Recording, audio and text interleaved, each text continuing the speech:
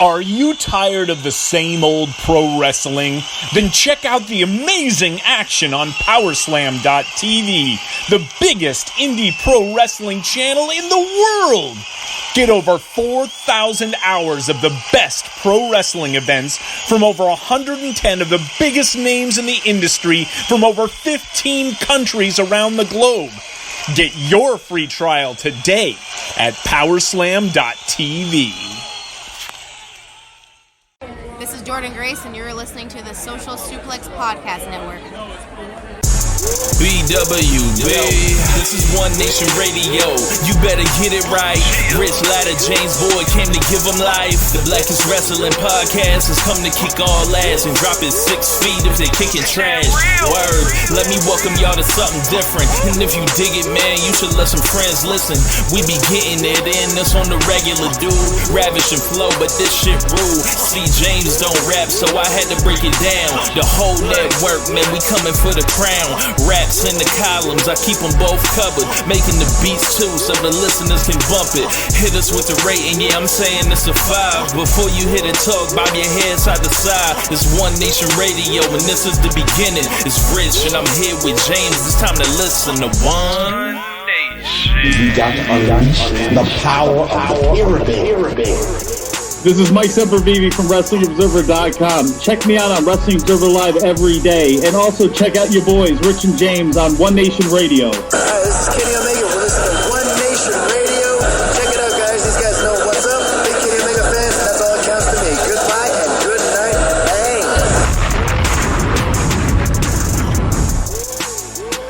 Bang. Ladies and gentlemen, welcome to this week's edition of One Nation Radio. I'm your host, James Boyd. With me, I have Rich Latta. What's going on, man? Oh, nothing much, man. Just ready to talk about WrestleMania 36. WrestleMania reviews, one of our biggest shows of the year, kind of, I think. Yeah. Yeah. So 2 days, long, like combined. What was that? Like 6.5 hours, maybe. 6.5 ish. Yeah, maybe a little bit more. Yeah. It wasn't 7 though. First, do you like the 2-day thing, or would you rather it stick to one? You know, I gotta say, after complaining about me not wanting for years, saying like, no, don't do that, get the shit the fuck over with. I see the advantages in it. And you know, I had worries after watching Wrestle Kingdom in January.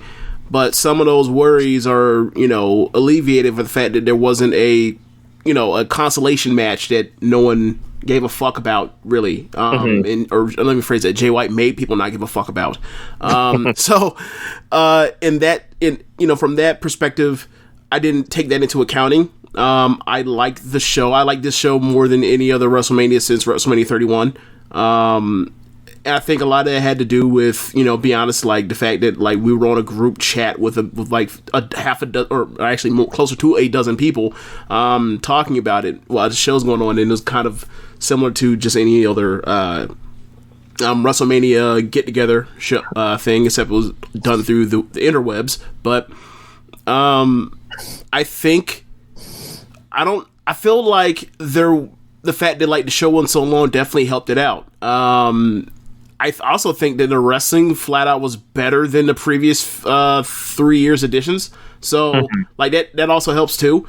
But yeah, that's kind of my take, is like, if I don't know if it's the fact that it was abbreviated, or if it was the fact that like top to bottom this is a way better show, or one of the better WrestleManias of the last 6 years. Yeah, I've kind of find myself like going back and forth on it, because 7 years. Sorry.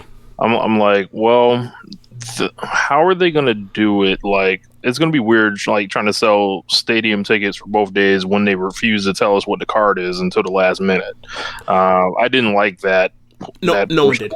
I thought it was, you know, kind of sleazy, but it was. But, I mean, look, we got all these companies, from the smallest company in the world to the biggest company in the world, literally putting their workers at risk by having them in the middle of a pandemic decide to grab a hold. So like, we're in the era of sleaze right now. So, Yeah. I mean, I'm not saying that it makes it any more right, but you are absolutely right in, like, all of this stuff is sleaze right now that we talk about over this next, few months. Yeah, they I'm kind of split on it, so I feel like I would have to like see like another one kind of like I'm on the same boat as you. It's like, because I'm like I don't know, like yeah. 'cause this is like kind of a circumstance that came up amongst like its own unique set of circumstances. So once they had no crowds, it was like, well, we can dramatically change the show and try something. So stadium tickets, they would have to completely overhaul this when the crowds come back. I think that if they're going to do a 2-night WrestleMania, they need to sell I think it will work. It's just they need to up the prices of their tickets and sell it as a 2-night show. As a package, like you sell half your or certain percentage of your tickets as a night 1, night 2. You get the same seat, and then a certain percentage of it you sell it as, we're going to tell you to call. We're going to let people know ahead of time. We're going to tell them the cards. If you want to come to watch this match, watch this match. I think that's the only real way you can do it. Or, I mean, you could just, if you know you want to do that, then like, all right, move out of stadium, take your ass back to MSG, run a whole WrestleMania weekend out of MSG, because that would sell. But the ask of, I mean, we just saw it at Wrestle Kingdom. Like, they sold 40,000 the first night, second night 30,000, and it was a bigger deal to be there the second night if you're a Naito fan or you're into Lij or telling this story. So I think there's ways around doing it 2 nights in the future in front of an actual gate to get an actual gate for both nights, but I don't think they can just say this is WrestleMania, or they can't just be out here talking about 2 WrestleManias. Yeah, this is the new normal. Like, yeah. They gotta get they can't just sell the tickets traditionally. I don't think they can do that. No. Yeah, but I guess we should just go start from night 1 and then work our way into night 2. You said overall you thought this was the best one the last couple years. I hadn't even really thought of that. I think I'm a little bit lower on this than you, like overall, but it was. Wait. I'm not even comparing it. Me saying is one of the best ones since 31. It's like 32 through 34 stunk. I'm not saying it's like some high praise. I think it was I think night 1 was better than night 2. I think that. I think night 1 was better than night 2. I think that the fact that it was only that like there was no, aside from like Corbin and Elias, like there was no real like crummy wrestling like that. Like I think that also helps because I thought they helped, and I thought like for the most part the standard WWE main roster show. It was a bunch of like 2.5 star wrestling at the worst, at its worst points, which is like a lot. You could say a lot worse for most WWE pay-per-views. So that's kind of where I was at on the fact that I said that like there were no, I guess the best match. What would you say was the best match? Charlotte and Rhea Ripley, and that's not no like match of the year candidate or anything. Yeah, I was gonna say like it's either Charlotte and Rhea or the ladder match, or we're not talking. I mean, you gave that match 4. I have it at 4 3. Or sorry, I have it at 3 3/4. So like, there is no classic WrestleMania all time match on there, but like it was just consistently pretty. It was consistently competent and well ran for most of the show, except for like things we disagree on, like the booking or goofy finishes. Yeah, so we had night 1. Oh, I'm sorry, one exception: the Edge and Orton. That yeah. Which I enjoyed, but like I it's the same thing when like I enjoyed that Triple H and Undertaker match in Australia. It's like I'm not giving that match over 2.5 stars by any means, but like I enjoyed it, and that's. But objectively, nah. Yeah, we'll get to it. I think there was a lot of funny stuff up and down the card. So, over like the title matches, I think were quite frankly matches, embarrassments, and just like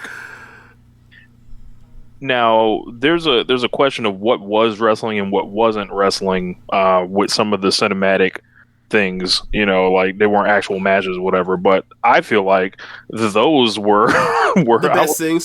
Yeah, those not even the best things, right? But if like that's what they want to present, that's way better than those fucking title matches. Because that to me, that's not wrestling. There's no skill in that. There's no there's no sense of drama. There's no sense of anything. It's like you're just mailing it in and literally spamming your finish a bunch of times. That's everything that these WWE people claim that the rest of the world is when they're not. Like when they, but this is literally fuck even doing the match before you get to that point. And even I don't know. I both of those rub me the wrong way. Well, Goldberg can fuck off. Brock can fuck off with that same match. It's like Heyman can fuck off because this is him. Like it's like, bro, this is not like the pinnacle of the profession. Like, no. Yeah, as far as the Goldberg Strowman match, like that match is like, well, what the fuck else were they gonna do? So you're like, okay, that's fine. But the only good explanation you can come up, or I can think of, for them doing straight to the Claymores versus F5s and German suplexes with Brock and McIntyre is they did this little sprint and they're just going to do this match again at a later point. But like, you made Drew the champion, so why should Brock get another shot? Yeah. You know what I mean? So it's like if you're going to go that route, just beat him and then have Drew go on a road to redemption. Like, I mean, a further the road is like, clearly this moment was taken from him, so blah, blah, blah. He has to go do it in front of a large crowd. Like, that's a common sense thing, but like, just putting the belt on the dude is like, all right, now what? Mm-hmm. You can't even get a live, when you get a chance to get in front of a live crowd, like, you can't even use that as a potential match. You burn through it now. Like, the idea of beating Brock Lesnar. Right, and it's like these people are just squashing each other. Like, come on, man! Like they're eating each other's finishes left and right, and then they get up and just shake the shit off. Yeah. I mean, if you want to include it, you can also talk about the Orton and Edge match. The match started off with 2 RKOs in like the first 2 minutes, or first like 3-4 minutes, and it's like, and then they went from there, and it's like, all right, well, you have murdered a lot of suspense now. Yeah, like. Those were just dreadful match layouts for the championships, and quite frankly, use of the championships. As these tools, it's like, we got to put it on Goldberg, we got to put it on Brock. It's like this annual type thing, and that is just not paying off in any type of critical fashion, and it's just like a fucking drag to watch. in the Brock sense, I'm gonna definitely agree with you, because this has been a thing with Brock for. I mean, pretty much like since WrestleMania 31, pretty much was like, I think except for like one match, he's came in as a champion, or he's been in a championship match or whatever. So, I think 32 when he's fought, when he murdered Ambrose in a no DQ match or hardcore match or whatever the fuck that was. It's definitely super patterned and a lot of lack of ideas, which is funny because like he had a lot of lack of ideas, but like then you see the Firefly Funhouse and the Boneyard match, and you're just like somebody had ideas. Yeah, somebody had ideas, even with their backs against the wall. 11th hour, we got to come up with something. They came through. Like, was it wrestling? Fuck no, it wasn't wrestling, but it was interesting still. It was interesting and compelling, even though it wasn't fucking wrestling, which is like, that was the that's the good sports entertainment, right? But yeah, I mean, if you want to go match by match, we can do that. Yeah, so we had a Kabuki Warriors versus Alexa Bliss and Nikki Cross. Yep. I gave this 2 3/4. I thought this was pretty decent. Was kind of long, it was Alexa being surrounded with like 3 better wrestlers than her, and then she gets the finish in typical WWE fashion, because Alexa always has to get a birthday. So Kairi Sane doing that clean job. How you feel about that, sir? Oh, asking me? Yeah. I thought if they were gonna lose, she's gonna take the pin. And at this point, the way they set it up, like, I was upset that they did the Asuka versus Alexa match, last week or 2 weeks ago, and they beat Asuka. I was like, you've clearly like established Kairi as a jobber. Beat her. Who gives a shit? You've already beat her to death. It's like, like I'm not like Caleb and Floyd when they're just like they just love them to Dakota Kai. Like, she's a geek. That's her role. At least we have somebody with established role or whatever. And like, yeah, that stinks or whatever, but she's attached to an act that's on TV. Would I like her to do more? Of course I would, but whatever. But yeah, I thought it was a good match as well. I think that there's not anything for either one of them to really do as tag champions. I was going to say the ceiling greatly lowers when you put it on Alexa and Nikki. Right. Even if we know they're not going to do shit with the belts anyway, right? Yeah. But even the thought to think they could do something like, hey, they can go across the brands and have interesting matchups with anybody. Yeah. That's out the window. I mean, to be honest, like they only did it one time with the Pookie Warriors when they went out there and they murdered Dakota and Tegan. In NXT, so they only got one match out of that. So remember, like, talk about all this shit where they had they had Sasha and they had Bayley and they won the belts and they showed up at NXT and like motherfuckers were crying, including me, and and they said they were going to be back and they were going to do all this, and then they went with the Iconics, and then like that was a fucking train wreck. So they put on the Kabuki Warriors, and that netted us one cross brand match, period. Yeah. So hopefully, like maybe Asuka and Kairi go their separate ways now. And, I would like to see that. I would like to see a story of one of them turns on the other, because like we have Kairi Sane, who's one of the great baby faces, and Asuka, who is someone that can play heel, but like no one really wants to boo her.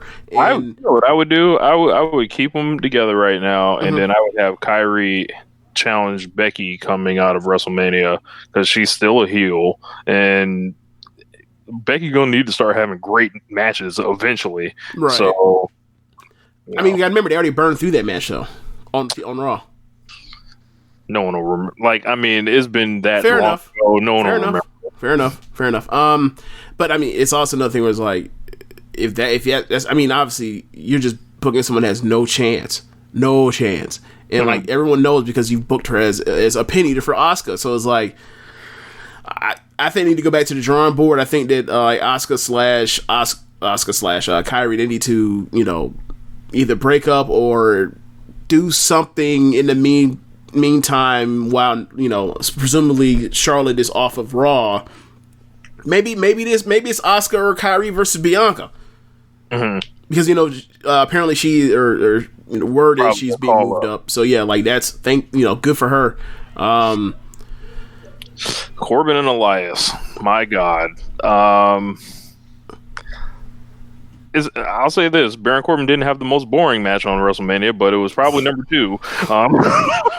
Look, if Elias and Corbin had went 36 minutes, it would have been worse. Undoubtedly. I was going to say the difference between this match and then Edge and Orton. I was going to say Edge and Orton was like this match over like 4.5 times, like like on loop, like so.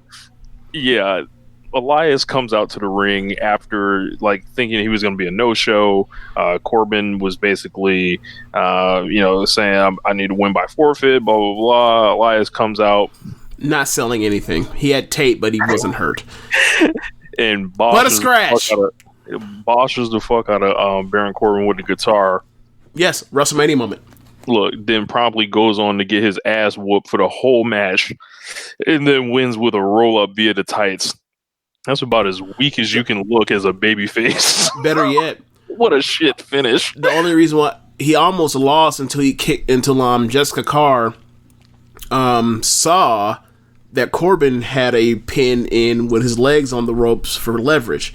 So it's like they did a lot to continue this, and I don't know why. 1.5. So I didn't even give it a rating. It's below 2 though. Yeah, it was not an average match. That was substandard. Yeah, substandard conditions that T.I. was rapping about. God damn. Yeah, and third match we had Becky and Shayna Raw Women's title. I was a little shocked to see it on this early. It's like from the main event to third on the card. And then what it kind of felt like coupled with the Rhea and Charlotte match, this felt like the revenge for Survivor Series, James. Shayna, I know she didn't beat Becky at Survivor Series, like with the fall, but Charlotte did lose to Rhea Ripley at Survivor Series, and it felt like we were making the main roster whole again over these people, and I thought they had a hot 8 minutes, but nothing it ended way too soon. Shayna's a dumbass for losing to the same finish over and over and over and over. Well, do something. Yes, but you know how they think. It happened on the main roster. You're not supposed to know what happened on developmental unless we tell you what happened on developmental. Like, say cool, move NXT back to the network. Then, I agree. I agree. I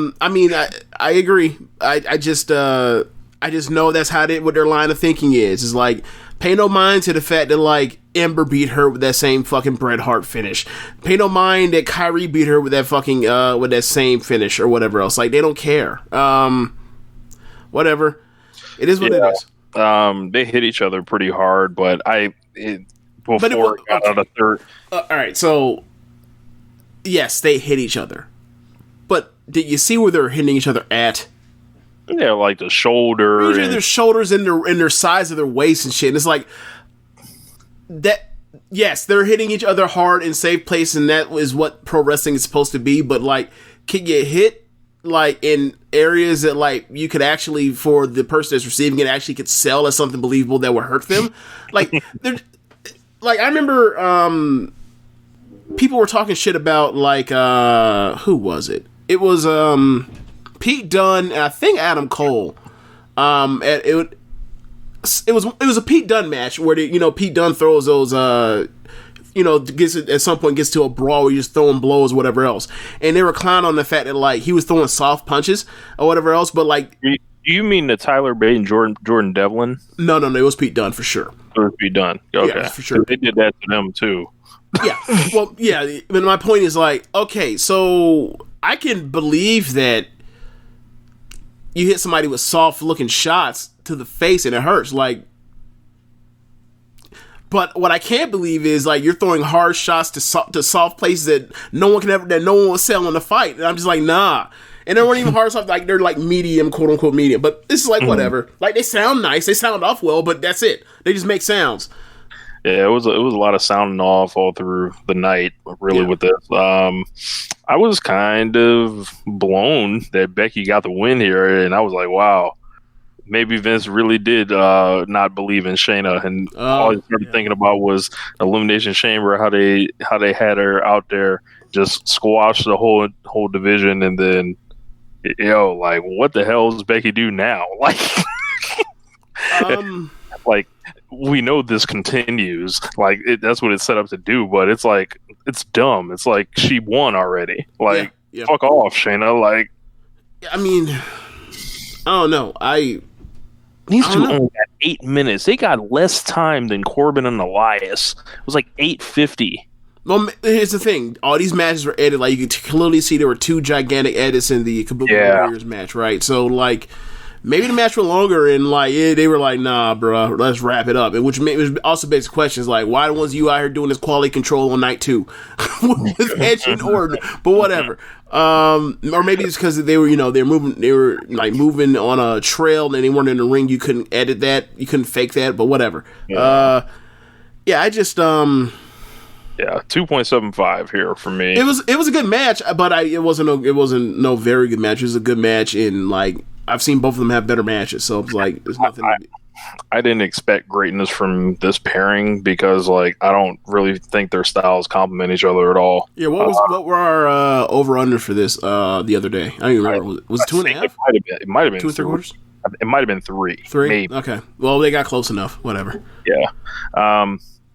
Up next, this match put me in a bad mood. It was Daniel Bryan and Sami Zayn, and I said it on the show last Friday. If you told me at the end of 2014 that Daniel Bryan and Sami Zayn will be wrestling each other at WrestleMania, I'm like, all right, cool. What belt is it for? It's a main event, right? Right. is going to be a classic, right? It's going to be like, electric in the building, right? Nah, it ain't gonna be none of that. There's gonna be geeks everywhere, all around the ring. Zane's gonna stall like Jay White for like 3 or 4 minutes of the 9-minute match, and this is just gonna be another L for Daniel Bryan. And he looks like a dumbass in the loss. And it was funny. It was like you hear all the baby faces are gonna win except Daniel Bryan because doesn't. I was massively disappointed, even though I still gave it 3 stars. But this was just, it was just there.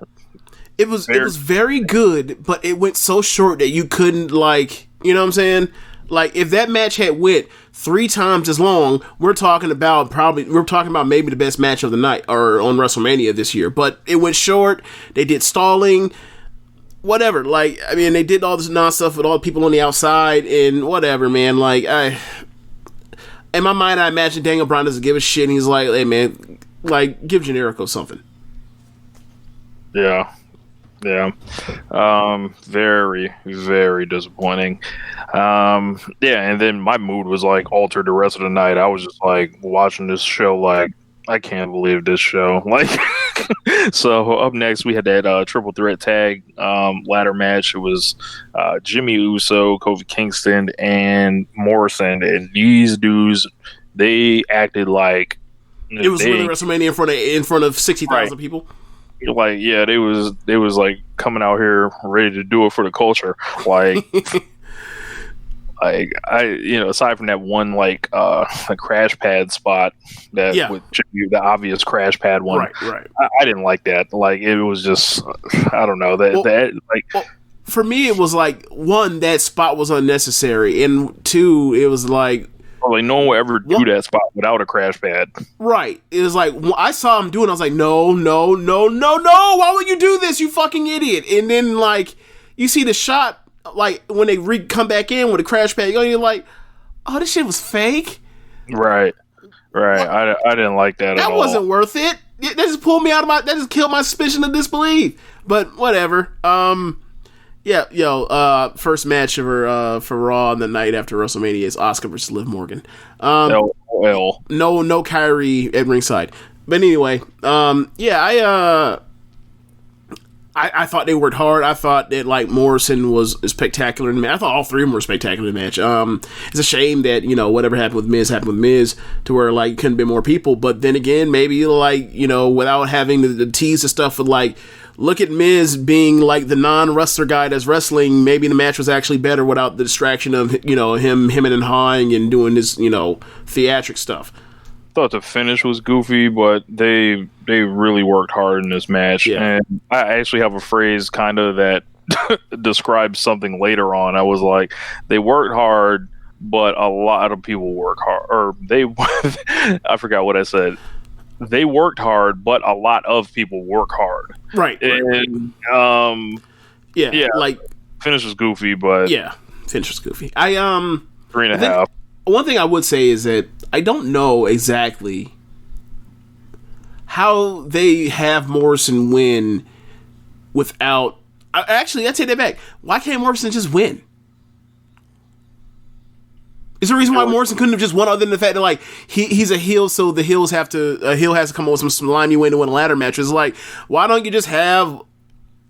It seemed like they didn't know which either the Usos or the New Day to be the next challenger after they lose. So what they did was have it be a tie for second place, almost, to where nobody has a claim of, oh, you stole or you snuck out the back door when I had shit won, so we're the next challenger. It's almost that's the way they got out of it. And I don't know, maybe Heavy Machinery is the next tag challengers. I don't know, but other than that, I don't know what else. I don't know how else to do that finish, because it made both the teams shit. I think it was just following the pattern of weird finishes on the show. It was we got to do something creative here. I would say this: I would have saved that. I would have saved that finish for a bigger moment. That finish reminded me of when. That's funny. A bigger moment than WrestleMania. No, okay, so that was a triple. Okay, so that it was the 4th match on a pay-per-view for in a triple threat ladder match for the tag titles. Don't that sound fucking dumb to you? My point is, like, they could use that when it's like a championship top title match, when it's like top babyface A, top babyface B versus top heel A, and that's how they get out of it. Like, let's say if Asuka were a heel and there was no Ronda Rousey during that TLC match from a few years ago, that and Asuka wasn't a badass. Like, if you had some smarmy person in there, that's how you get out of it without like beating Becky or Charlotte. That's what I mean. I would use for like a main event finish, something like that. It'd be like, yo, what's next? This is like, now it's like, all right, well, I'm assuming like one of them gets shipped to SmackDown or moves or shipped to Raw. That's really the only aftermath. Yeah. Because it was genius. It made me think of when that Io and Shayna match from cage match from last year, where it's like she just falls out. You feel so cheated. It's one of those. Yeah. So after that, we had Kevin Owens and Seth Rollins. Seth Rollins out here dressed like a literal like pastor, or he showed up in all white. Owens, he had his KO Mania 4 shirt on. Always good to see the annual Kevin Owens shirt. Long form storytelling. I thought his match was all right. I did not like the restart. I'm like, just book the shit, like, you know, into a no DQ in the first place rather than doing dusty finishes, because like Brian Alvarez, I believed it too, because of how much they go on pay-per-view and do like DQ finishes like this. Like, I've seen in back-to-back years at SummerSlam, AJ Styles and Samoa Joe, you know, DQ, and then Kofi Kingston, Randy Orton, DQ, and then when they do it here, I'm like, DQ, well, fuck you. How about that? Like, right. I believed it too. The thing was, like, once they restarted, I was like, oh, okay, and I actually got back into the match. Like, whereas, you know, when we were on the group chat, almost everybody was like, they were just done. They were just like, you fuckers, you fucked us, and like y'all never came back around to like the match got restarted. For me, it was like I was okay on that, and like I think a lot of that is like a lot of motherfuckers burned down on Seth. And I'm not gonna be like, you know, that's not unfair. Like, cause Josh was giving him the blues, and I was like, he's saying he's better than he'd rather watch Seth Rollins last year or Seth, or he's what, I don't even know what the argument was, but basically like he made some comparison to Seth Rollins and 95 Kevin Nash as far as it being champions. And I was like, all right, bro, like you I understand you're upset, but you've gone way off the deep end as far as your upsetness with that dude. Like, Jesus. But yeah, they restarted the match, and the match ended up, it didn't go for much longer after that, but like it had that huge spot or whatever else in the win. I thought, you know, it's a 3.5, 3 or 3 and 5/8 type of match. So I was like, congratulations. He did the fuck this shit memorial jump off the top of the Wrestlemania sign, and I don't know who told that big dude he needed to do that, but hey, more power to him. No, I'm laughing because I know you paused on what you was about to call Kevin Owens.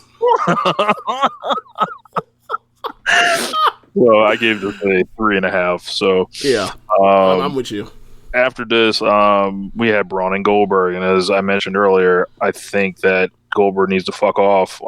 If this is all you can do, I don't need it in the championship matches.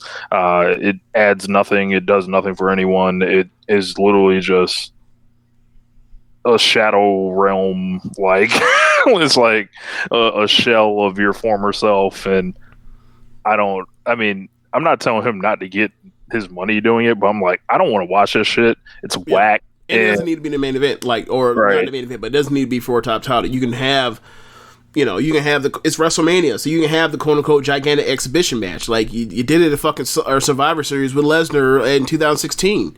Right. You can just have a quote unquote dream match of whoever else. And granted, like we're also dealing with the circumstance of it was meant to be Roman, but like, was that match really going to be any different? It was going to be Spears versus Spears and shit. That's all it was going to be. Spears, jackhammers, and Superman punches. That's all that match was going to be. Yeah. So Braun Strowman wins the Universal title about 2.5 years too late. I'm thinking about No Mercy 2017 when he could have won that bitch, but no, we had to wait and push that shit back like George Jefferson's hairline. Yeah. But yeah, it was now, like, in my mind I was like, that sounds about right, but is it? And then he was like, oh, yep, that is about it. Yep.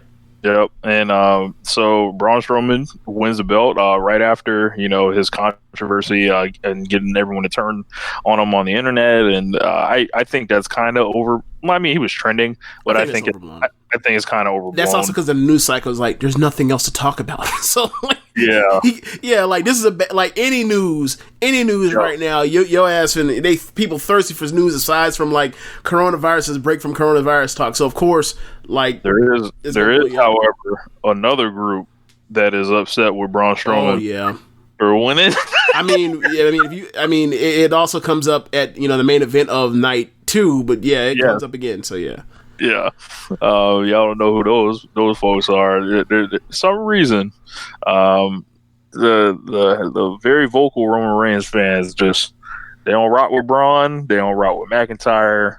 They have a big problem with seeing those dudes succeed. Yeah, and the thing is, it's really weird because like they pretend that Roman isn't someone that isn't been pushed as a top person, because then they'll point at Seth, right? Mm-hmm. And say that Seth has gotten this, and this, and look at Roman. Even though it was like, well, Roman had the PED suspension, otherwise, like he would have gotten the long title run. That was going to be the long title run, but whatever. So Roman's one of his biggest feathers in his caps in his career is the fact that like, I don't give a damn how you feel about Roman Reigns, good, bad, or otherwise. That man absolutely helped make Roman Reigns or make Braun Strowman into a star, a main eventer. Though their series of matches in 2017 got Strowman to the part where we talked about where he could have been the champion 2.5 years ago off the strength of that feud. So anything that's in part of like Strowman's success, you could be like, and also the fact that like you see them like breaking kayfabe and they're friendly backstage. You can clearly be like, look, man, his success is your success, because you can say he did some flair work with Luger or Sting over there, and now I don't even think that like crosses their mind. That's my point. Because they're too busy hating. That's what I'm getting at. Look, you think I ain't gonna take, I'm not taking note of how Kenny is helping make Hangman Page right now. I am. Like when someone like let that man turn out to be a super duper star, I'm like, right. You think I'm not gonna bring that up for Kenny? Okay, right. Like we were talking about who was it? We were talking it was somebody. Me and Floyd were talking about Hangman and somebody else that was in WWE that's doing nothing right now. Oh, it's Kyle O'Reilly. Like comparing Kyle O'Reilly to Hangman, and I was like, you do realize, and he was like, he's not really into it or whatever else, because I guess he didn't like his ROH stuff. And I'm like, bro, you do realize that, like, talking, physique, character, wrestling in the ring, like, he's ahead of Hangman, right? And he couldn't buy that. I was like, my point was like, What has been so great that Hangman has done? He drunk beer and act like a passive aggressive bitch for the last 6 months while being in Kenny Omega tag matches. That's what got him over. There's more to it than that. When you break it down on a simple level, you can say that, but there's more to it with Hangman. But okay. So anyway, my point was like, you look where Hangman is. And that's because of Kenny. I don't know how we got talking about AEW. See, this is why we get the we're called homers for AEW. But yeah, well, I'm saying like that's what I'm saying. With Roman, it should be something that people that rock with Roman Reigns, they should be able to be like, and rather than he should be thanking Roman Reigns. It's like, this is the business. Like, it's the game. Like, and who do you think is going to job for Roman when they come back to live audiences? And what do you? Like, who do you think Strowman's going to feud with? Who do you think he's losing that belt to? Exactly. Just stop hating. Like that. That's all you got to do. Like the only way that's not happening is if like they've they basically are Bobby Lashleying Roman because Roman pulled out of WrestleMania, which I seriously doubt they're going to do because that would be a bad look for them. Yeah. He's like, oh, you weren't down for us at our worst hours. Like, nigga, I came back from cancer for y'all. Kiss my ass. Yeah, so Braun's the champion. I don't know who he fights next. We'll see. Yeah. But that brings Probably us... the Fiend. Oh my god. They'll finally get to it. Braun Strowman versus Bray Wyatt. Yo. Bad news. Yeah, so AJ Styles and The Undertaker in a boneyard match. Now, I was dreading this match. I was AJ Styles and Undertaker, they washed. Like, yeah, I think this is almost more proof that they washed because this is what, the route they chose rather than, straight up grappling. But Undertaker steals a main event again. And AJ Styles gets a main event, like however you want. You want to get this, divided into 2 WrestleManias deal. Yeah, so the Boneyard match shot in a cinematic fashion. AJ Styles pulls up, in the hearse. Looking like what, James? Oh, PT Cruiser, baby. Pastor Troy. For those that don't know, I think the year is 2000, either 2099, whatever year Face Off came out. Not the movie with Travolta in the cage, the Pastor Troy album. Just go to your YouTube, type in Pastor Troy, We the City, and enjoy. For further reference, like, this is also a dude that, from Atlanta. He had the big gold belt in the middle of or actually throughout a lot of his career. Like, one of the things I enjoy about Pastor Troy is, like, if there's ever a WWE show in Atlanta, you can bet your bottom dollar you will see him on the floor at some point with the big gold belt. Every time they're in Atlanta, I watch to make sure that he's there, and he's always there. So, but yeah, but anyway, just back to the wrestling. I enjoyed the match. It was in a wrestling match or whatever you want. It was a fight. That's what I call it. I enjoyed the fight, the cinematic action. Yeah, I was gonna say sequence. This was not no wrestling match. I did not rate it on the star scale. No ref. It wasn't no ref. Wasn't no finish. Like there was a finish. The finish was death. It wasn't no ref. Wasn't no rules. That's true. No nothing. Like, it was just like something, whatever happened. So, like, this boneyard match, this man AJ Styles pulls up and then hops out the casket. Yes, yes, like Young Jock Dope Boy Magic. Yes, fresh up out the casket. How you do that? They call it Dope Boy Magic. Bro, I don't know if you remember it. But you remember the Curtis video with Cameron where he jumps out the casket and then, like, he's like, "Oh, I'm good to go." No, okay, that's like the vibe that I got from this. Oh, shake as you wake, but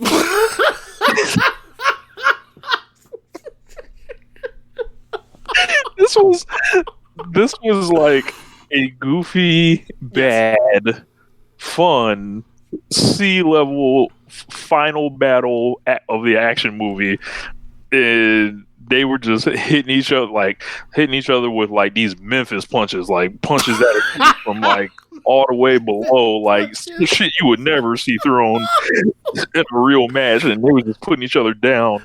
Let's be real. They also added the sound effects for the punches, yes. Just made it like even campier to where you get to a point where you're just like, I can't critically watch this as a wrestling match, I can only watch this as like. I mean, given the way that that Undertaker was behaving, it's like this is like a Clint Eastwood action movie. That's a western. Like, the only thing that's why I said a Clint Eastwood. Yeah. A Clint Eastwood action movie. Anyway, like basically, he was Dirty Harry, and instead of the pistol to blow a bitch away, he just had the Holy Trinity, which are these. Yeah. By these, I'm talking about fists. So, think about this action movie. It's a one-on-one fair one. He has his little fuck beat after kicking his ass. He's about to grab him. He's about to grab him and take him into. He's about to have him grab him and take him to the into the grave, the dug grave. AJ stays alive by grabbing dirt, throwing it into his eyes. Then he's basically trying to get away. He does the Goldberg into the Hearst window. Yes, I thought that was shit off because it's an action movie. I thought that was a rib. Yeah, I thought so too. All of a sudden, Anderson and Gallows come out and help. Then a bunch of fucking druids, Undertaker druids, come out and attack the Undertaker, just like any last man standing casket match, buried alive match that he was in, where it's like, the only way you could be Undertaker in those days was you bring out a bunch of Humpty Dumpty's men and they come out there and gang whoop his ass and then put him down. So the druids come out, the druids attack one at a time instead of just converging on them or whatever else. Then all of a sudden, like, the druids' bodies just, where the fuck are they? Like, so it makes you, in my mind, ask you questions of like, okay, so where are the druids' body? Because these are Undertaker's druids, because they're fighting the Undertaker, so that means they can't have just, teleported or disintegrated or evaporated in thin air, because those are real fucking dudes just hooded or whatever else, whatever. AJ's like, enough of this shit. I'm going up the stairs, up this ladder onto the roof. Yes. Which made me give me ideas of what happened in the middle of Hell in a Cell with Shawn and Undertaker back in '97. So all of a sudden, the other two Bullet Club members, the Club Millers, whatever the fuck they're called, they come out. Undertaker murders those two, one via choke slam off the thing, one got tombstone on top. AJ has nowhere to run. I'm thinking, bro, just jump. if you that scared, just jump and get away from the nigga. It's only a 15-foot fall. So, well, you got this, AJ. Yeah, it's like, look, bro, either you jump or he's gonna make you jump. So sure enough, Undertaker gets a hold of AJ. Tombstones him. No, did he? On top? He tombstones him on top. And then he chokeslams him off the goddamn thing onto some wood pallets on the floor. And I'm like, God damn. I was hollering. So then he grabs the dude. Then he grabs the dude and talks a whole bunch of shit, you make my day, you young punk. He's like, yeah, you fought good, you fought hard. You're like, good job, little nigga. But now you finna die. And AJ, he was so good. He's like, don't bury me. He's crying like, don't bury me, don't kill me, but he can't say kill me. He's like, don't kill me, man. And he's like, I ain't gonna kill you, man. It's a joke. This fuck nigga Undertaker, he hugs the dude, lifts him up, hugs him, walks away, look like you gonna let it slide, turns around, big boots that nigga right into the fucking pit, off the cliff, go to hell. I forgot the part where Undertaker teleported. Or whatever, never mind it. Yes. Nigga flat out teleported. That's bullshit. I was told teleporting was evil and was like ruining the business, James. It is. It's fucking dumb. Are you telling me the energy is shifted here? Not for me. Maybe on the outside, but not me. I thought that shit was goofy too. So anyway, he boosts that nigga down to the pit, and then that man gets on the John Deere and drops some dirt on that man, and next thing you know, they cut to a shot of AJ, and AJ has 8 times as much dirt on him than was actually put on him in theory, and the only thing you see left is his hand and a glove. It made me think of the first Buried Alive match with who was it? It was Undertaker and Terry Gore, or the Executioner. Executioner, that's right. When motherfuckers came out and the lightning struck and then the hand stuck out, but it was a live hand. I think got buried. But but this was a dead hand. We better not see. If I see AJ tonight on this fucking show on Raw, I got it up on the TV right now. Oh yeah, he's a Raw guy too. Yeah. If I see, I'm not gonna be. I'm not. It's gonna ruin some of the ridiculous hokiness of the show. Of the match. They still have not updated us on his condition or let us know about any funeral processions that may be taking place or nothing. Just fuck them. Apparently. And one thing I will say is you automatically knew that AJ was going to lose once you saw the tombstone on the grave and it was covered because he was going to say AJ Styles on the shit or whatever else. There's also a spot where AJ went full Vampiro and Sting and bash AJ or bash Undertaker over the back of his fucking head with a whole tombstone. But it was, they broke out all the stops. It worked very well. It made me think of like a match where like people ain't really doing shit, but like it's two vets and they're very good at what they do, so it's so enjoyable and it's also wacky. You can tell they're like enjoying the wackiness. It reminded me in a way of like it's a far lesser version, but like it's a version of Jericho and Tanahashi Wrestle King where it's like these fuckers are just out there having a blast doing goofy shit. I loved it because it's like I don't know why I loved it, but I did, even though I know like this shit was stupid, but whatever. Yeah, it was like I saw people losing their minds over it. Really, I thought it was like, I'm like, if you're out here talking about how unironically great this is, I don't know, I can't agree with that. But it's like a complete goofy, like it's funny, like with this and the Firefly Fun I was talking about. This is what wrestling needs to be and all this stuff. I vehemently disagree with that because I'm like, they just need to entertain. They need to just entertain with the wrestling. Like there's a way to do that. This company just chooses otherwise. So, like, no, watch more. Like people that say that make me think they're not actually fans of wrestling. Like, so I vehemently reject that argument. Like, this is what wrestling needs to turn into. Like, no, wrestling is just fine. Like, I just saw the fucking Bucks and Kenny and Hangman. I just fucking saw Wrestle Kingdom. I just fucking saw some of those Mayu Utani matches. Hell, I just watched some goddamn Kenzo Kobashi the other week. I just watched some Aja Kong the other week. Like, no, wrestling is plenty entertaining. You just need to fucking do the shit right. Yeah. That is like, look, I think the reason why both of the two non-match matches worked so splendidly well was because, like, we know the matches would have sucked.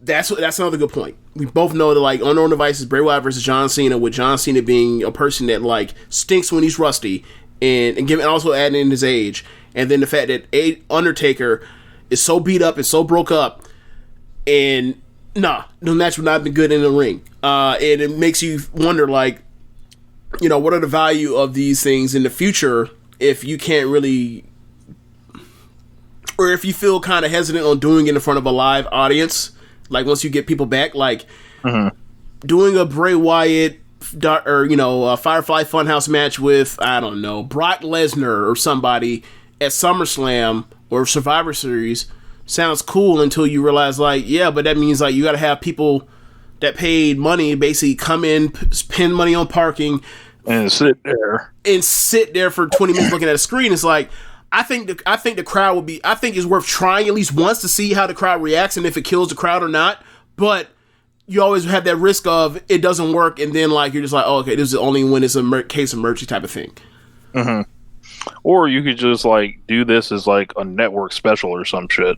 Yeah, like, Like, we'll talk about it when we get to the Cena match, but, like, I watched that and I was like, parts of this shit just feels like him when he was, like, out of his mind on, or not out of his mind, but when he was, like, hilarious with Jericho on South Park Regional Wrestling. He's just like, I'm just fooling, I remember what the 80s were. I'm just going to turn it up and be the body guy, the same way that he was doing the basically like the Lance Russell shit. But yeah, it's better than any match I thought they were going to have for real. So good for them. Like, I don't have a rating for it, but I really enjoyed it. If I had to give it a rating, I'd probably say like 3 3/4. But like, it's not a wrestling match, so I wouldn't even do that. Yeah. So I think day one personally watched day two. So on to day two, Charlotte Flair versus Rhea Ripley. Yep. For me, this is the best match of the of WrestleMania. I gave it 4 stars. Rhea came out with a little bit of different gear. Charlotte came out. This opened day two, and Charlotte won the NXT Championship. Well, can we? Okay, so the match went long, and the match was very good. And one thing I want to mention about the match is like, well, and I heard one other review for this, and like they made the same comments that I made. Is like, I watched this match, and I'm hearing 2 people beating each other up and trying to, you know, out grapple each other, and like they are screaming, or not screaming, like they are yelling and grunting and making like Slick.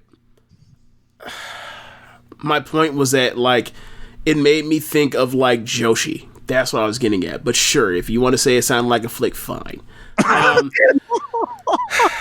Anyway, like. Yo, there was one time when Rhea sold, bro. She sounded like someone actually hit her with a shotgun. Like, it was ridiculous.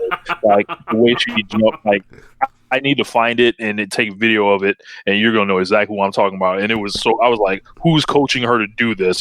Whoever it is, they need to fucking stop. Well, I think there were points in the match where I thought it went longer than it. I thought the match probably went like 3 minutes too long. I feel like they could have.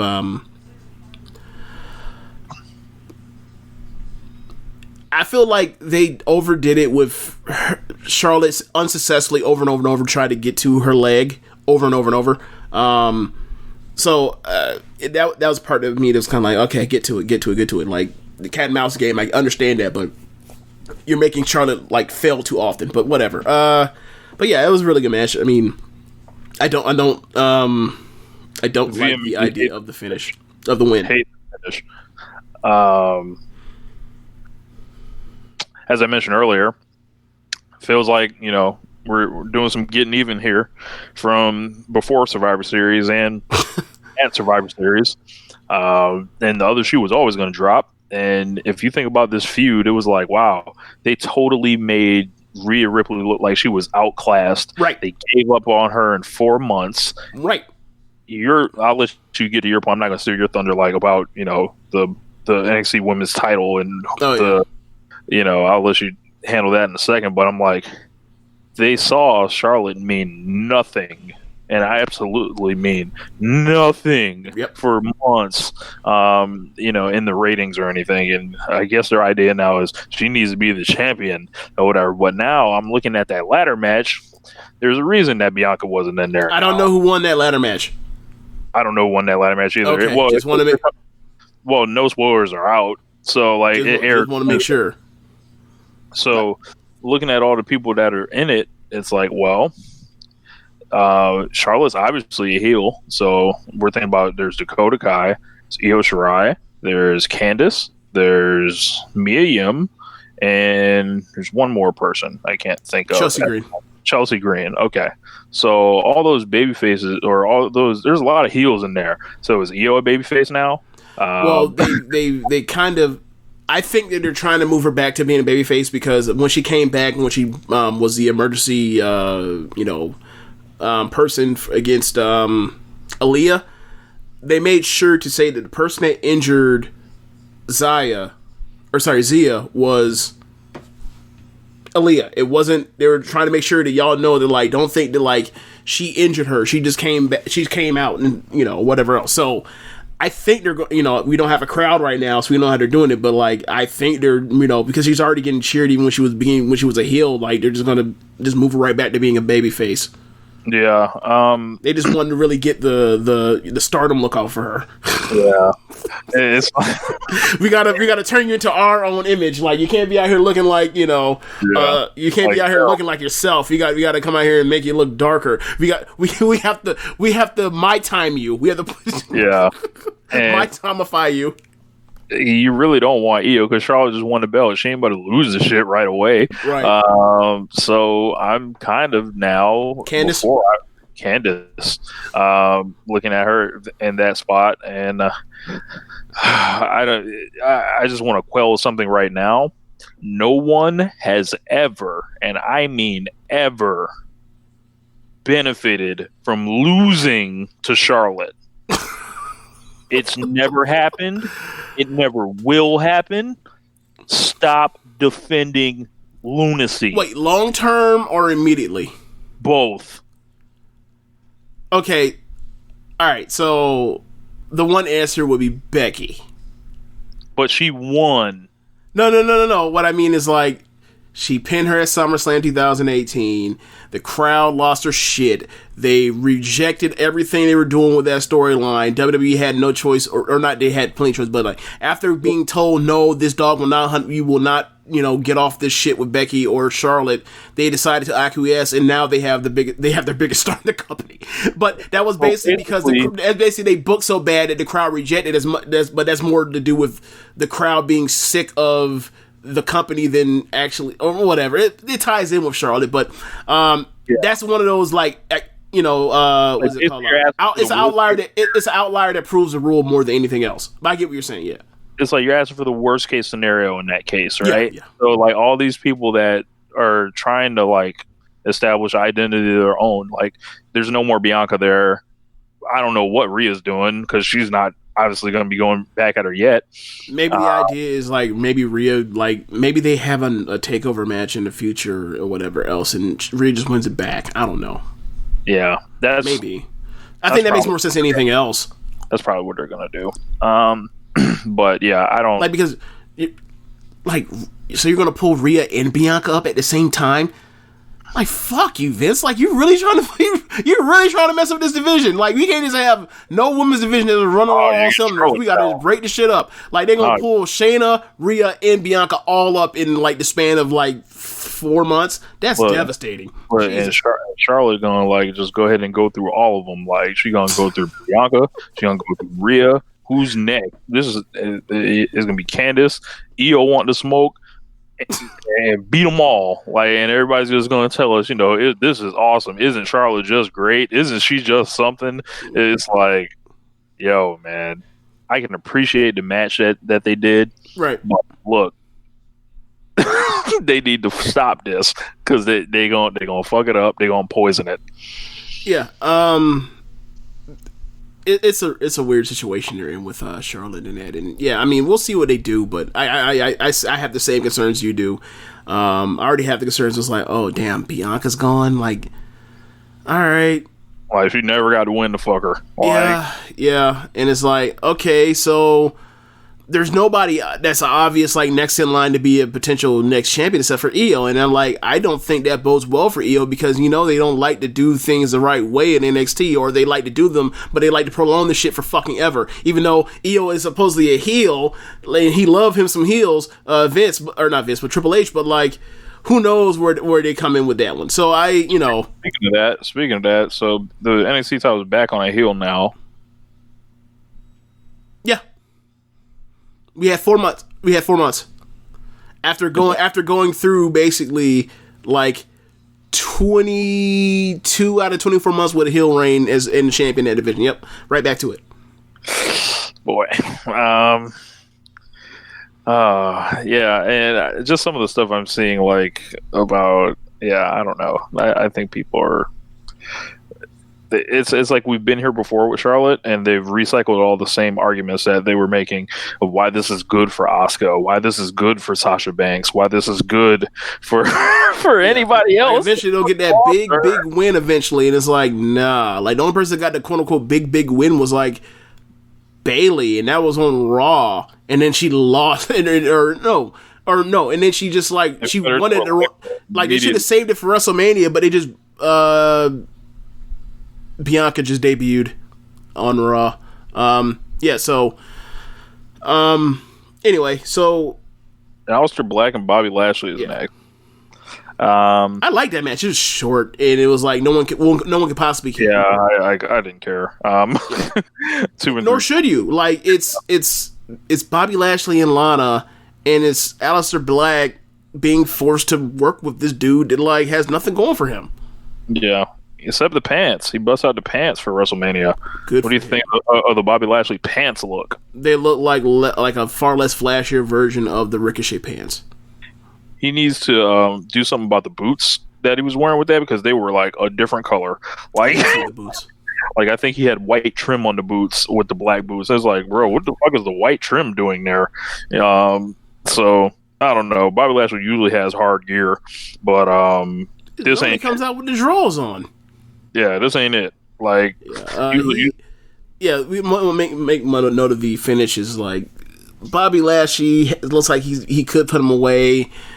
Lana says, go for the spear. He puts him down like a dumbass, goes for the spear, and he catches a black mass, and it's like, okay, so I guess they're breaking that up soon. Lana and did all that to that looked like some real AJ Lee and Daniel Bryan in WrestleMania 28. Yeah. So up next we got Otis versus Dolph Ziggler. Yes, sir. WrestleMania match, and went well. Yes, went very well. So I gave it 3 stars. We still don't know why the fuck, like, Sonya came out there dressed like Roman Reigns, the female version. Okay. We still don't know why Sonya and Ziggler are in cahoots. Maybe we'll figure that out. Maybe we won't. We'll see. But yeah, like, simple match. WWE, they telling this story like, you know why? Oh yeah. Like that's how they're giving it to us. Yeah. No, I don't. I don't watch the show like Brock Lesnar. Even if you did, you still don't know. And like, that's what the video package is for. And the video package ain't explain why the fuck they're hanging out together. Like, why are you pushing her towards Ziggler? It makes no sense. Eventually they'll have to explain it or not, but whatever. We got what we wanted. We got Mandy and I know why she pushed him towards Ziggler. I told y'all last week. You still out here on this one, huh? I told y'all last week why. Look, your explanation is better than no explanation. So yes, sure, why not? But yeah. So the Otis get them draws. I would like to. Does he have Mandy saved in the phone under GTD? Got them draws, dog. Okay, so I don't know. Okay, storyline wise, this is kind of quick. I think they need to build towards, I think they need to build towards the appropriate time. I think they need to build to the appropriate, because there's still some more weeks you can get out of this stuff with the whole Mandy and Ziggler thing. Like, you can get a mixed match tag out of that, or whatever else. You can get maybe the reveal of Mustafa Ali or whoever else was the hacker or Goldust with GTV. But eventually, there will come a time when it's time for us to for it to be known for us that that Otis laid that gun on Mandy. And I'll leave it at that. We can move on from there. Oh, we know what's next. Oh my god. Edge versus Randy Orton. Shit. My fucking god. Okay, I'm just gonna say it flat out. I hated it. I hated the whole match. The whole thing can go to hell. Burn in a river. Burn in a river that is lit on fire. Like half star. This was the second longest WrestleMania match of all time. These two beat the shit out of each other, but not really. It was just boring as fuck. No. You can beat the fuck out of someone and it be boring. And this was one of those cases where people beat the fuck out of each other. It was boring. And I think a lot of that was because, like, they had no ideas.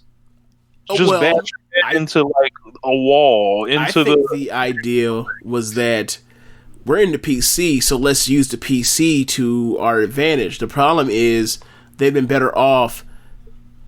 Because, they would have done the stuff where it's like, okay, they're outside the ring, and eventually they're going to leave out the ring and maybe up the stairs or whatever else, around the fans and towards the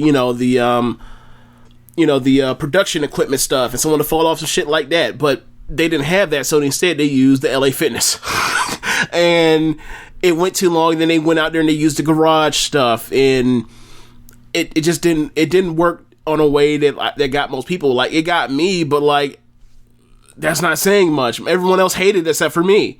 So, just like I say, like, it's just not supposed to be meant to be for audience of one of Vince McMahon. It's not supposed to be meant for an audience of one of James Boyd. So most people hated it, so it failed. Period. Yeah, this was a class, a Randy Orton special. Good feud, get to the big match, and then letdown. Massive letdown. Kind of feel bad for Edge, especially I watched his WWE 24, really good, and I hope he actually gets a chance to work some regular matches because that's kind of what he trained for. So he's doing this walk and brawl shit, and it was like La Parka thought this was too much walking and brawling. Okada and Omega thought this match went too long. Go Shiozaki and what's his name thought these two guys were being uninteresting. Like this was torture. Meltzer was on Twitter destroying it, and he loves both of these guys. This man was damn near trying to will Randy Orton onto voters' ballots for the Wrestling Observer Hall of Fame last year. I think this match is going to go a long way into not helping Orton's case.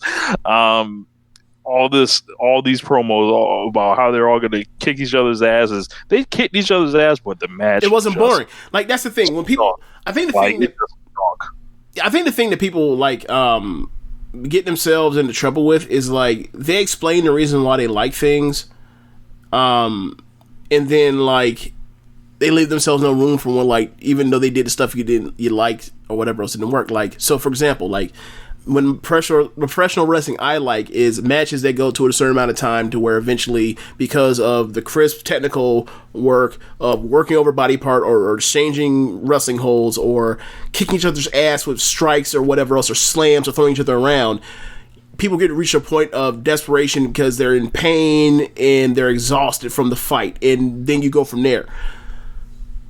They did all that. It just wasn't very entertaining to a lot of people. Like that's the same thing that I was talking about with the Australia match with Undertaker and Triple H. They did all that stuff to make the selling believable. But just because you did all that doesn't necessarily mean that it's like it's not like baking where like if you replicate everything, like it's not necessarily formulaic to where like if you do everything to this particular T, like you're going to come out with the perfect cake. Nah, sometimes it's not going to work. Like it's not baking. So, and this was a situation where like I see all the stuff they did, and I saw there wasn't as much thought from a storyline perspective as far as like the narrative of the twists and turns in the match. It's very simplistic, but it did play into the storyline terms of the how they got into this thing when it had ended with a concerto, right? So like. It told the story, but I feel like most wrestling matches tell two stories: the story of the action in the ring, and then the story of how the action in the ring plays into whatever storyline they were doing during the build. And it did one, it didn't do the other, and the other one I think is always more important than the second one because the first one is like the most simple professional wrestling. Is like, is this fun and exciting? Yes. Yeah. After that, everything else is like just the frosting on the cake, if you will. It's like I said a lot about cakes. I was gonna say you told me this story and like the story just like sucked. Like, right. You still like A, you still told the story, but B, it just didn't work. Like, and I don't know. This is a big failure. I think a lot of people were looking forward to this match, and this was like, and it's like epic proportions. And the problem is, this is one of those matches that. Like we said about like it played into the build, like the match wasn't exciting and it didn't like excite you in the sense of X, Y, and Z in the match like built up, it escalated in a way that was enjoyable and satisfying and exciting. What it did was it told the story of what the build was. So like they come to the back, and if this was a live show, Vince is like, "You did exactly what I want. I appreciate that. Thank you." But the other half is like, this match stunk. This is one of those classic, Vince is going to love this match. The crowd didn't like it. Yeah. And not to mention, they did that Benoit part where they put it just head in the ways, and Twitter had Benoit trending. There was just, it was, I can't believe they came out here and did this. 'Cause I remember I want to say maybe about 18 minutes into the match, I had sent something out like, wow, this is this year's Triple H match. And then it went 20 more minutes. Like, so like, cool. Like, oh man. So yeah, I gave this 0.5. Yeah, people hated this match. I'm just wrong on it. And it is what it is. So up next we had the Street Profits against Angel Garza and Austin Theory, like a Raw TV match. Yep, fun short TV match that had no real twists and turns, just a simple match. Yeah. But the biggest news here is Bianca comes out for the save after Zelina Vega is doing her and Karanas and super kicks to Montez. She's very upset with that. She comes in, whoops that ass, and hits her with the KOD, and Bianca is called up now. Yeah, they did a rematch of the same tag match just a second ago, and Bianca came out, and then they ran a Bianca versus Zelina match, and Bianca basically walked the dog with her, and then it broke into a 3-on-3 match, and the baby faces cleared the ring. So it looks like she's on the main roster, and good for her. Long time coming. She should have been up here over a fucking year. I'm sad that she's gone. I'm sad that she didn't become NXT Women's Champion. But she's look, we've been talking about this for years now, and the future's bet thing. Like, if I had to pick anyone to become a future star out of what's on the developmental roster, and this was a couple years ago, or maybe a year ago, Bianca would, if she wasn't at the top of the list, she'd been the top of the list. She would have been number one. So I'm happy, and I can't wait to see how this goes, because if they fuck her up, I have no. I'm that's the it for me. This is the one, huh? Yeah. Like, I remember I said to you one time, like, remember how like bummed out you were when like they fucked up Sasha? Like, that's how I'm gonna be with Bianca. Like, she's the one. Like, I feel like she's a bigger star in the making than Sasha was, honestly. But we'll see. We'll see how they fuck this one up. Hopefully they don't. Please don't fuck this up. Please. Speaking of Sasha, and she was in a 5-way and not even eliminated last. The Sasha Banks WrestleMania ineptitude streak continues. Did you know she's 0-5 now at WrestleMania now, James? Let's see. WrestleMania 32, she lost because of Ric Flair. WrestleMania 33, was she second to last to get pinned? Yep. Second last to get pinned. WrestleMania 34, she's on the pre-show, got eliminated by Bayley, who then got eliminated by Naomi, which was supposed to lead to a storyline of Sasha versus Bayley that never happened. Whatever. WrestleMania 35, she lost the tag titles after winning them just weeks before as inaugural champions to the Iconics, who then like ruined that whole division and the notion of them actually like doing anything with a women's tag division. And now this, she's over 5. Wow, that's impressive. Like, there had to be a new Undertaker, but we didn't know it was going to be this way. The reverse Undertaker. Wow. Reverse Undertaker, Sasha Banks. Who knew? Fatal 5-way. I didn't even realize what was happening until the final 2. Really? Like, I was like, oh, like, and I was pleasantly surprised at Bayley retaining here, right? Because when I saw that final 2, I was like, you were dreading. Oh no, they're about to build up. They about to build up. I was like, it's the Lacey push. I didn't even. Oh my god. No, like Naomi was in this match. Oh yes, she was. Tamina was in this match. Yes, she was. Lacey, Sasha, Bayley. But back to Naomi. So, after going real life viral, we discussed on this show. We had some discussions on Twitter about it. We had group chats about it with folks that are in our group chats. And I don't know why you ain't saying the name, because I'm gonna say the name. I'm gonna leave it to you. Okay. I just want to say that we was right. Unfortunately. Like, in these situations, like, I so badly want to be wrong. I want to be like, no, they're going to come through and they're going to fix this and it's going to be great and you're going to really enjoy it, James, and you're just going to have to be out here and like, I was wrong, this is awesome. I want to be wrong all the time when it comes to WWE and this stuff, but most times I'm not.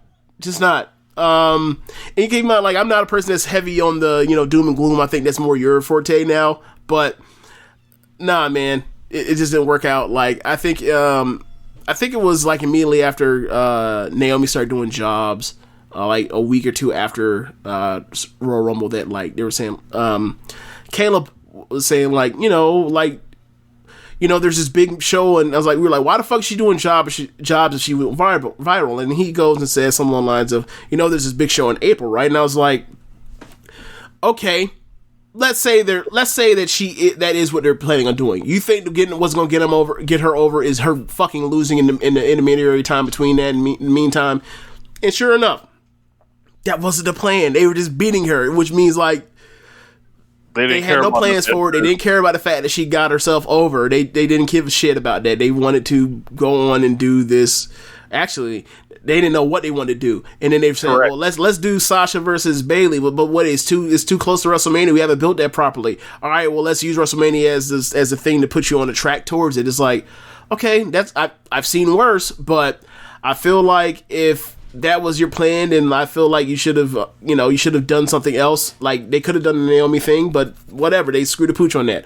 But they should have done Naomi or Sasha, and it was funny because there was the quote unquote Nao mob versus the Sasha army, and they were arguing about who should have been in it, who should have done this, and the answer is nobody wins.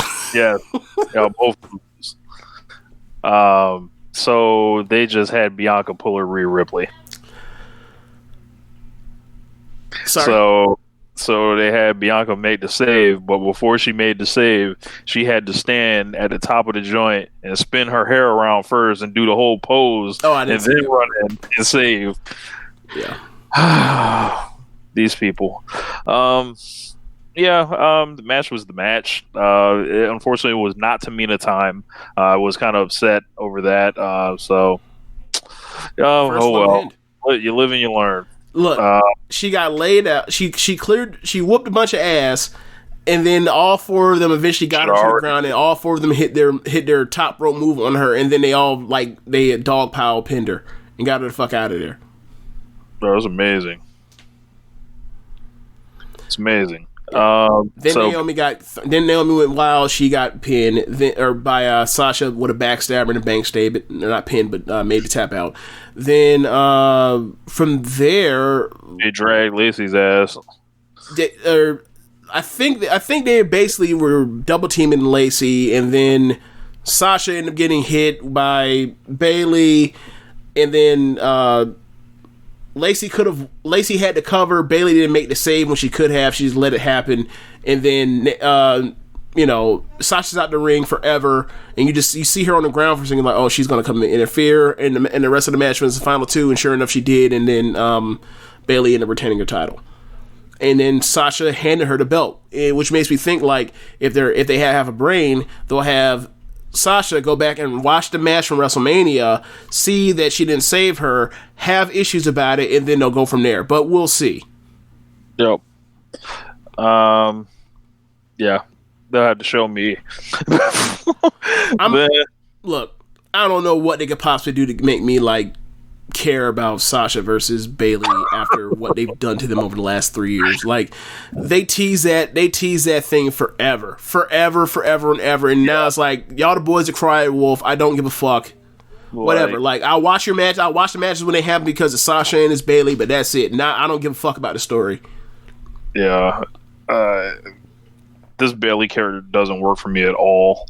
I think she's had an abominable reign on top, and I don't know if it's the opponents. I don't know how they're making her wrestle.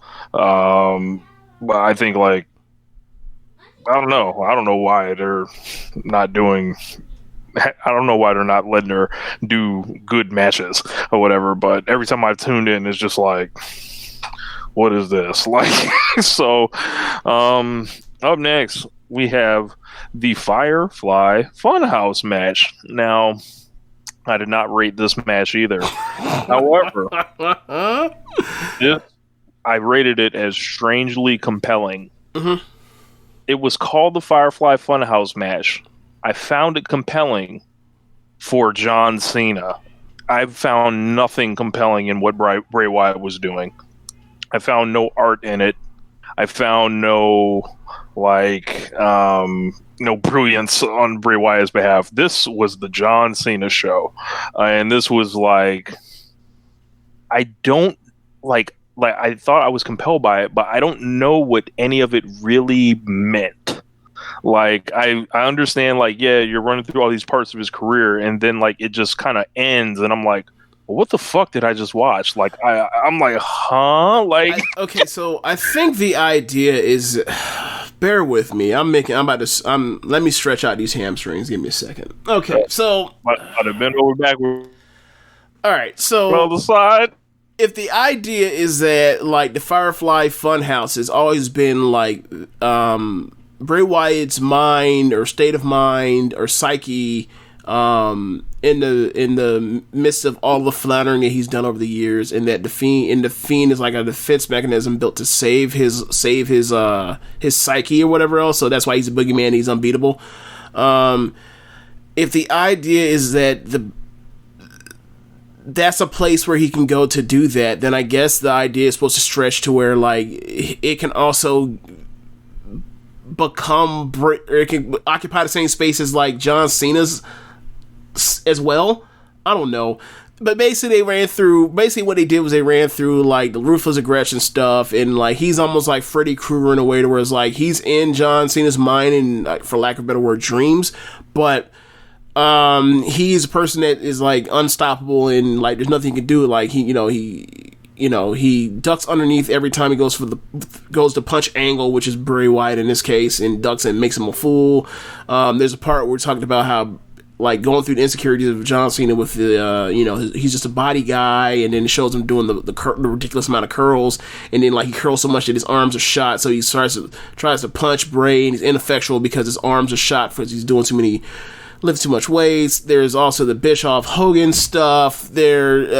Whatever. I'm like, what did Eric Bischoff ever be in the Wolfpack? I think the illusion is that like Cena has left WWE, so now he's gone to Hollywood much the same way that Hulk Hogan went Hollywood went in NWO. But it's like, okay, whatever. So then they went from there, and like they eventually end up having a ring that they're in, and the Fiend basically like lays him out with a move, and like the ref is fucking Bray Wyatt himself, which is like, how did that get sanctioned? But whatever, like we're way past that. It's like, it's not a match. It's stuff that happened and it ended. Whatever. Like the only thing I'm shocked of is that they didn't cut back to the commentary and be like, so up next is John Cena versus Bray Wyatt. Like that shit, they acted like that shit actually didn't happen or whatever. That's funny. Yes. Funny. What was I gonna say? But like I was compelled by it, but it was like, well, what? I don't get it. Like, what's next? Nothing. And then Caleb said the same thing to me. He was like, don't even worry about it. It meant nothing. No, like it means nothing. It's just, it's a like. It was like they hand him a chair. They flash back to WrestleMania 30. I'm like, oh yeah, I forgot about that. I forgot about that retcon part too, as far as like the they also did the part where they did allusions to the fact that like John Cena called an audible or whatever else, or he did the unthinkable like Goldberg, like he defied the booking. He's not following the script. He's not following the script and shit. Get the fuck out of here, man. Like that's the person. That's one of the things I didn't like. But sorry.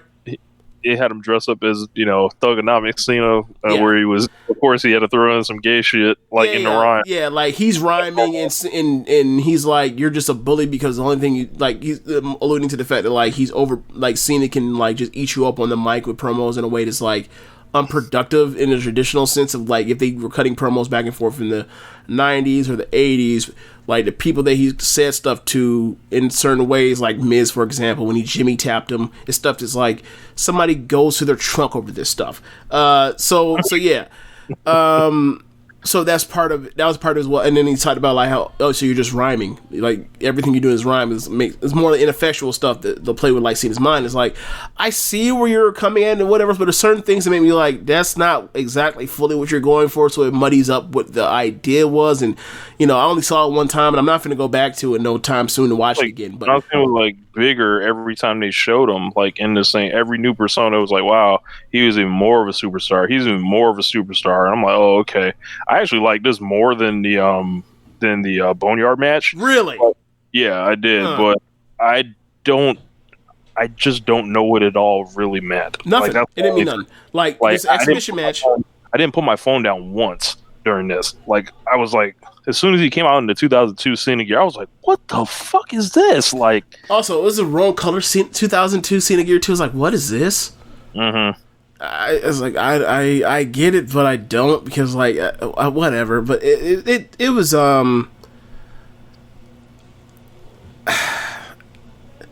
it was interesting. I like the Boneyard match better because like it's more, it's far less heads in the cloud, and it's a lot less left up for interpretation. Everyone remember what I said before. This is not the future of wrestling. This is not what wrestling needs to be. No. Wrestling is wrestling. It's been around 100 fucking years. If wrestling becomes this, it will die. Like the shit's interesting or whatever else. Like that. This is like that in the Boneyard match. That shit is change of pace stuff. That is not supposed to be the backbone of what it's supposed to sell. What you're supposed to sell to your consumers. It's not going to work. No. Yeah. Not in a successful way. Like, nah. Regardless of how much Josh thinks otherwise. No. So, up next we got the WWE title match: Drew McIntyre and Brock Lesnar. In a much more Drew McIntyre wins the championship. Claymore versus the F5s. He kicks out of like 3 of them. As I mentioned earlier, these formulaic matches, they're just a soul suck. And I just dread for when Brock comes back now. You shared this meme that you saw, like the Brock Lesnar cycle. And it's like, wow, we're just at another part of the Brock Lesnar cycle right here. So it's amazing that and Drew McIntyre also making the Roman Reigns fans furious because Drew gets that clean win over Brock at WrestleMania, which is also funny because at the time when he won SummerSlam, when Braun had the cash and distraction shit or whatever else, they got the crowd into it. They loved it. They said how genius it was and everything, even though we told them that was cap shit and bullshit, and that shit ain't gonna change what people think of him after they did that. They should just went out here and beat that man, and this is only gonna do is delay the inevitable. They're gonna have another fucking match, even though nobody wants to see those two have matches ever again. And sure enough, like you look at last year's WrestleMania, Seth beat him clean. They're upset. Seth beat him clean, or Seth beat him at WrestleMania. Then Seth beat him clean at Survivor Series both times. They were upset. Now because basically with Seth Rollins and with Drew McIntyre, it kind of exposes, you also throw in Lucha Diesel, kind of exposes that like Vince has a type. And like it shows that the type got to the top, and then now it makes him threaten, and it feels like it takes something from the merits of how they feel about Roman Reigns. It's like, nah, man, stop it. Roman Reigns is good, Drew McIntyre is good, Seth Rollins is good. Those dudes, they just have to be look like people that Vince wants to push. It is what it is. Y'all have no problem. These same Lesnar or Roman fans have no problems of pointing out his type for blondes, but can't be Roman in luck. But it is what it is. Roman's good, and he's also getting pushed. That's supposed to be the recipe of success in WWE. You have to be good, talented, and Vince has to like you. Yeah. And there's a little bit of other shit that's like what takes you to the superstar level. Oh yeah, it also helps to be like somebody that like Vince knew when they were kids in the locker room. As well. Like Charlotte and Rick and Randy. Yes. Yeah, and Roman. I meant when I said Rick, I meant Roman. Sorry. Yeah. The only person that we got, The Rock. Look, the only person we can hope that's going to knock Charlotte off is Samoa Johnson. You stupid as shit.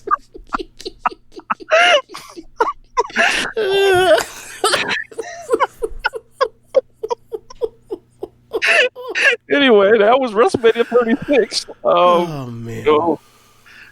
Not loaded with great wrestling, but in the circumstances, it was all right. I thought it was okay.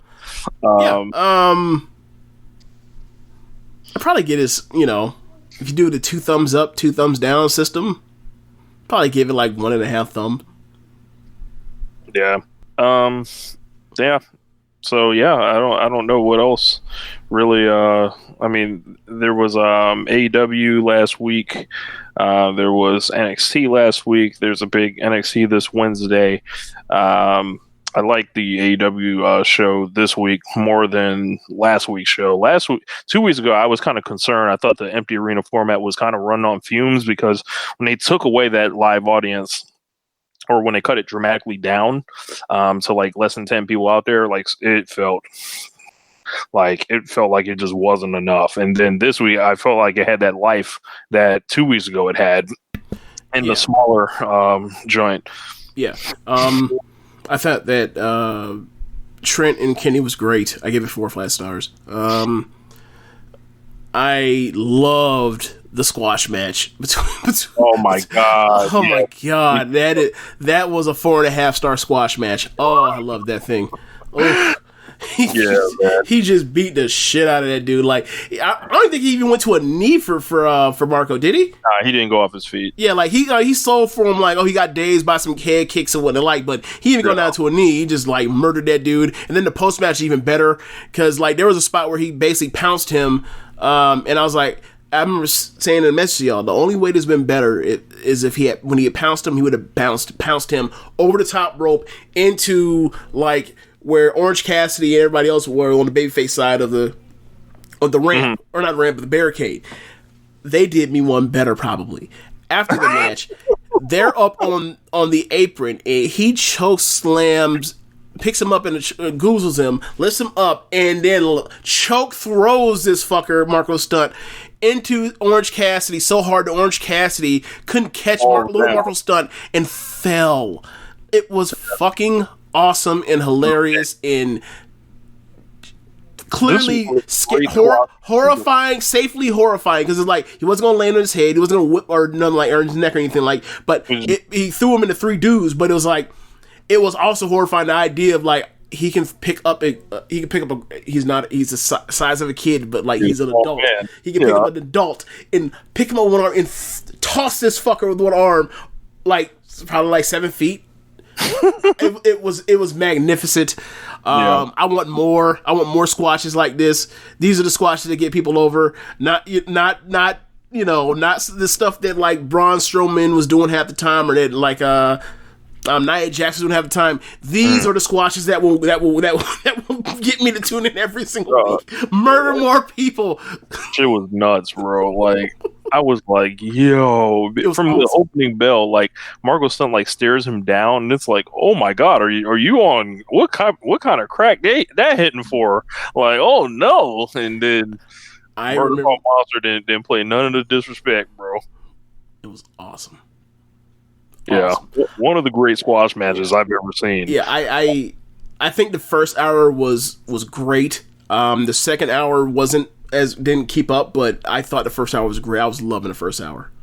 Yeah. I like that Kenny match too, and he's fine. So, like I thought he might have landed on his neck, but it was his shoulder apparently. So, he did do some dumb bump. What was it?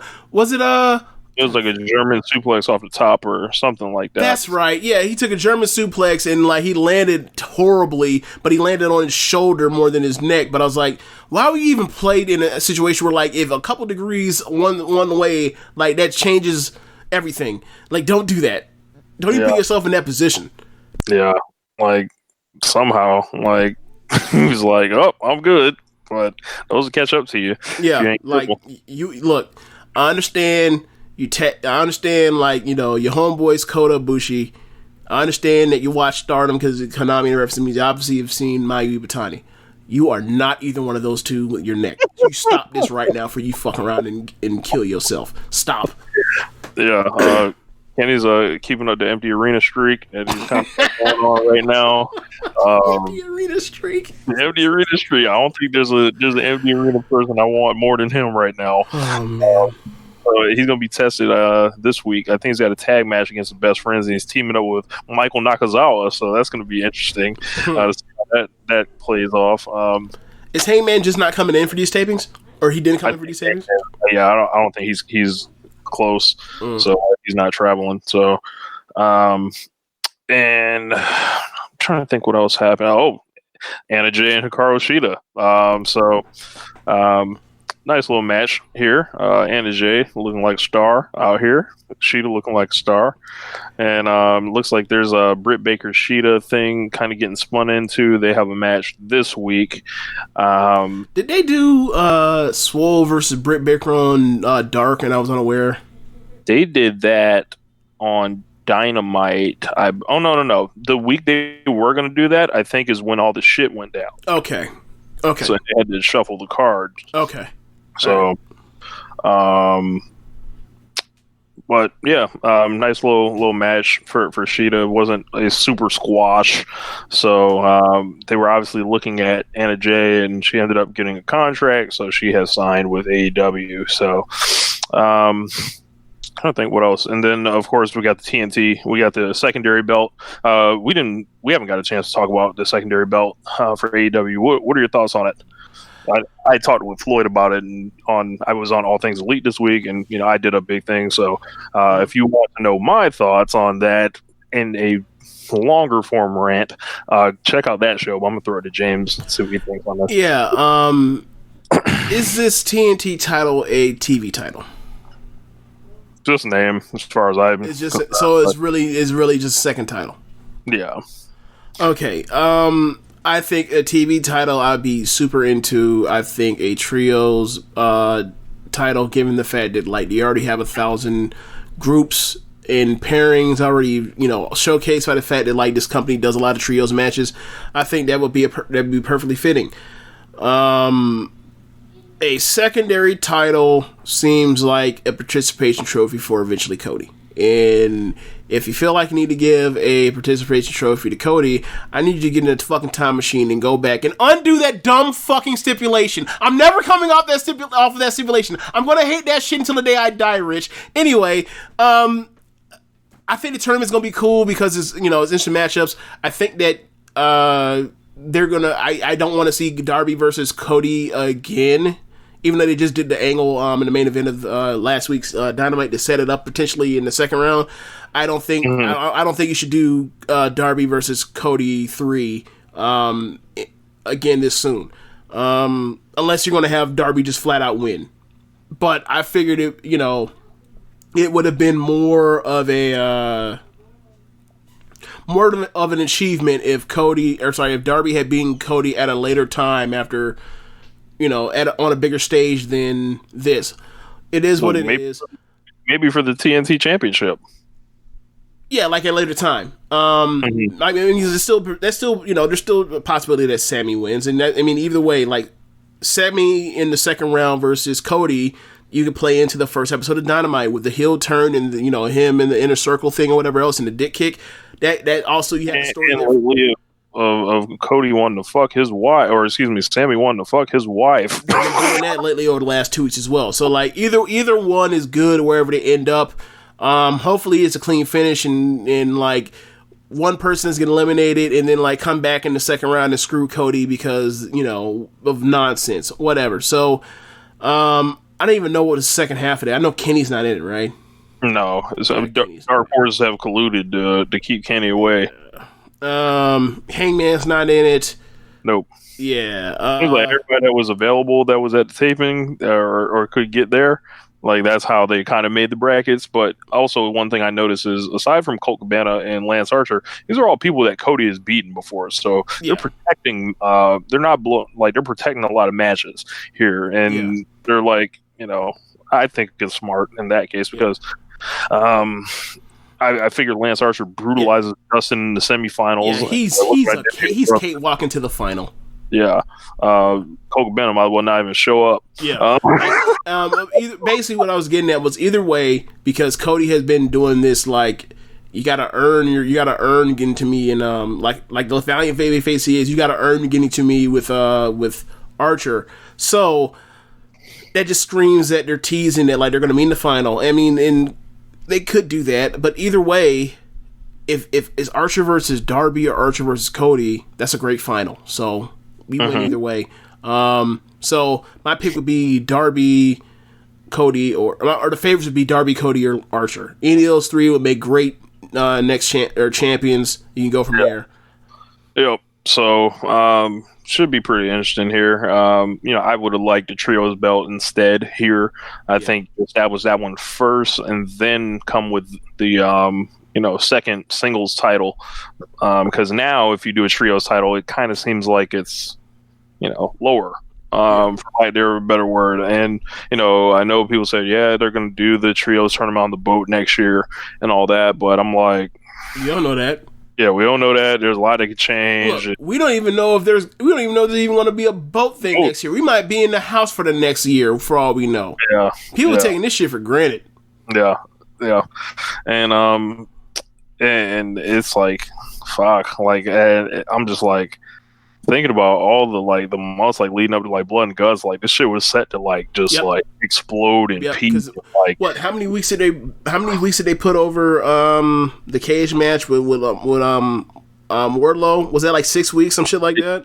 They announced it on January 1st. They did it February 19th.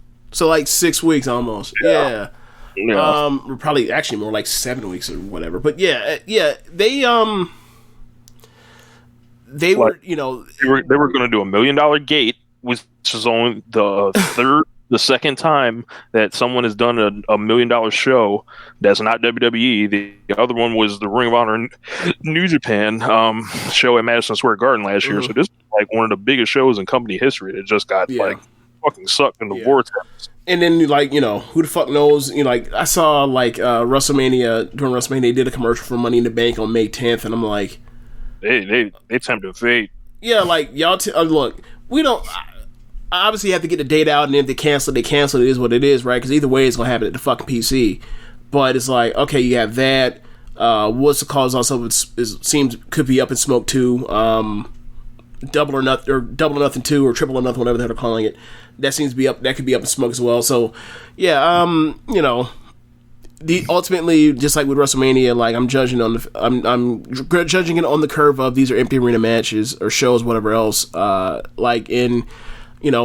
thought I had a great time watching. I had a very good time watching WrestleMania. I had a really good time watching Dynamite last Wednesday too. Yeah. I have not watched NXT though. I haven't seen it yet, and I'm glad that I was able to avoid spoilers for until today when you told me Dakota advanced, but I figured that Dakota was going to advance via Reina fuckery. Yeah. But yeah, I didn't have. Oh well, I mean, I guess I didn't really have. Was there anything in Stardom this week? They still shut down. Okay, so they canceled their show on their 11th show. So a show doesn't happen 5 days from now. They still haven't canceled their Cork, and that's next week. I believe it was the 14th. So that would be next Tuesday. So I don't think they're canceling that. They did not, from what I saw, they hadn't canceled the Oda Ward show. But I saw something. It wasn't.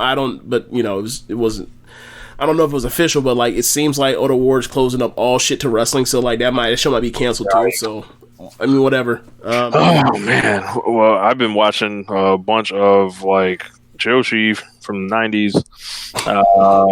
I've been just enamored with Aja Kong.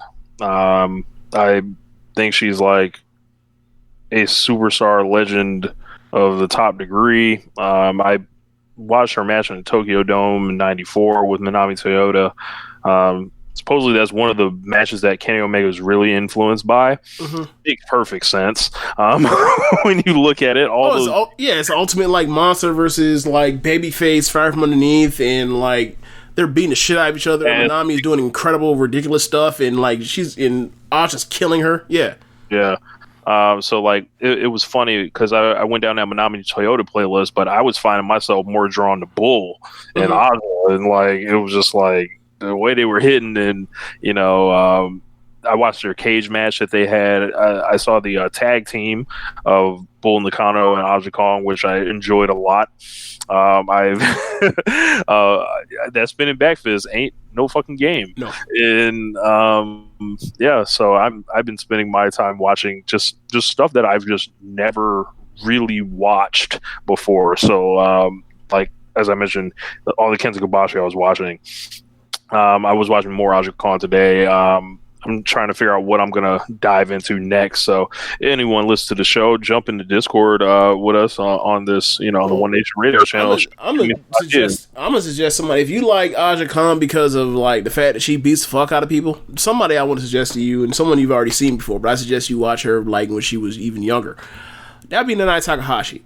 She, like, Rich, I tell you, I shit you not, like, the way that she wrestles, the way she beats the fuck out of you, the way that she sells, the way that she works, and the way that her pace is relentless. It's like,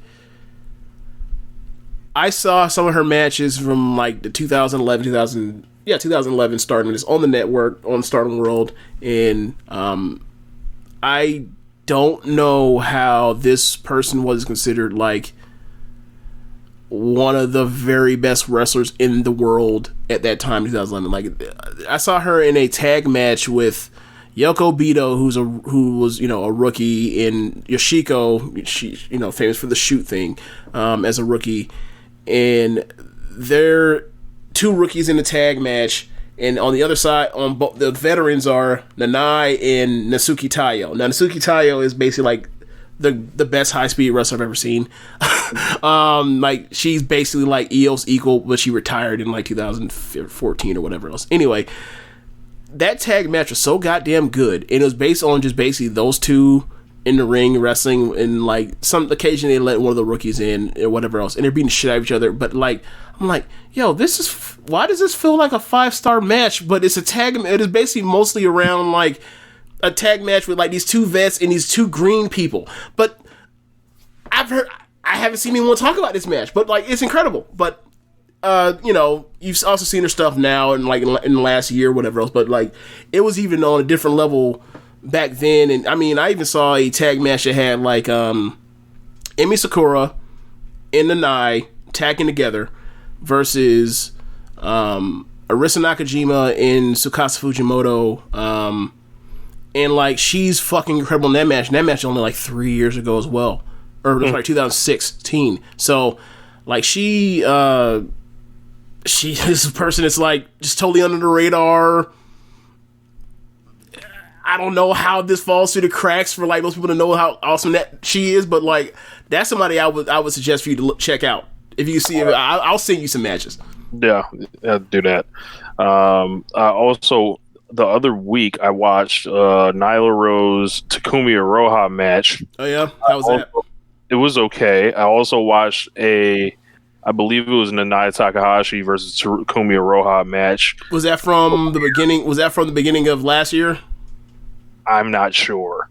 It was in Corkin Hall, I believe. Yeah, that's the match we're talking about. That was one of the better matches. That was like a 4.5-ish type match from last year. Yeah, I watched that last week or 2 weeks ago.